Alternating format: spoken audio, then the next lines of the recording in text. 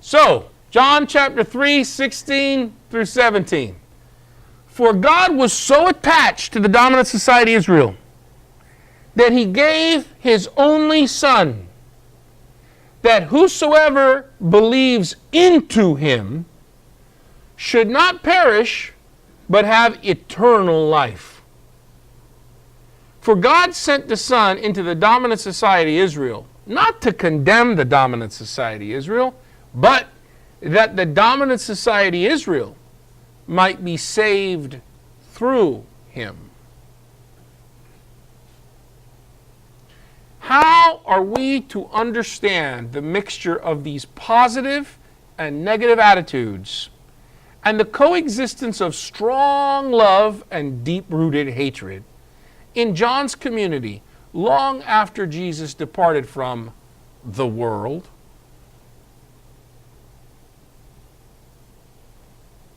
From an historical perspective, scholars acknowledge that John's community went through stages of development, folks.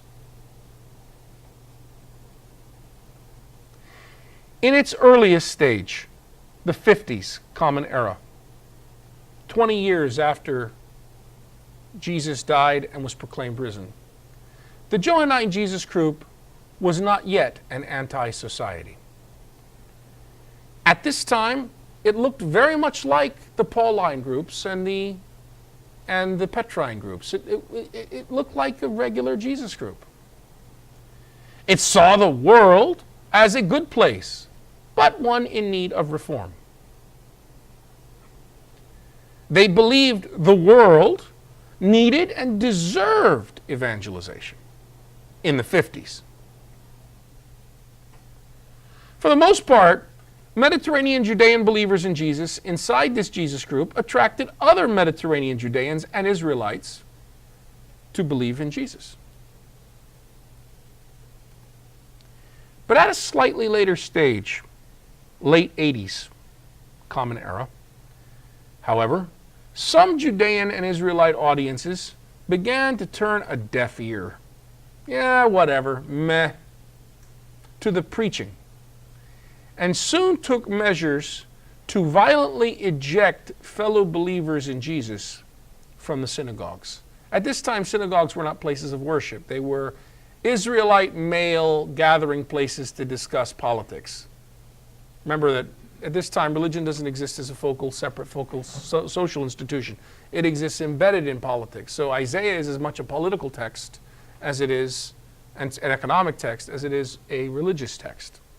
But of course, it is the 80s, the temple was destroyed. Right, but they're not the synagogues. They were becoming more important, but they weren't places of worship yet. Not until the late 2nd century, early 3rd century. So they're expelled from the synagogues, which is the public gathering point for the males to meet and share their Israelite political identity and cultural identity. This shocking experience stimulated the development inside the Johannine Jesus group of their extremely negative attitude toward the world. But they were no longer part of it.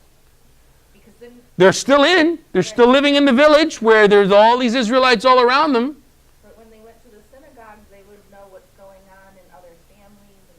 They were rejected as misfits.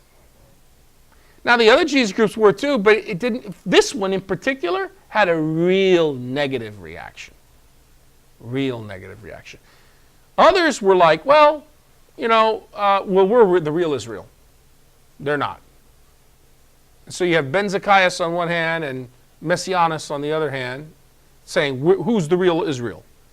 The ones who are waiting for the temple to be restored are not the real Israel. The ones who are waiting for Messiah Jesus to come back immediately, soon, they're the real Israel. Those others are a synagogue of Satan, perhaps, as which is called in the book of Revelation. My God, has that been used for anti-Semitism? Is that why Israel was split in half? No.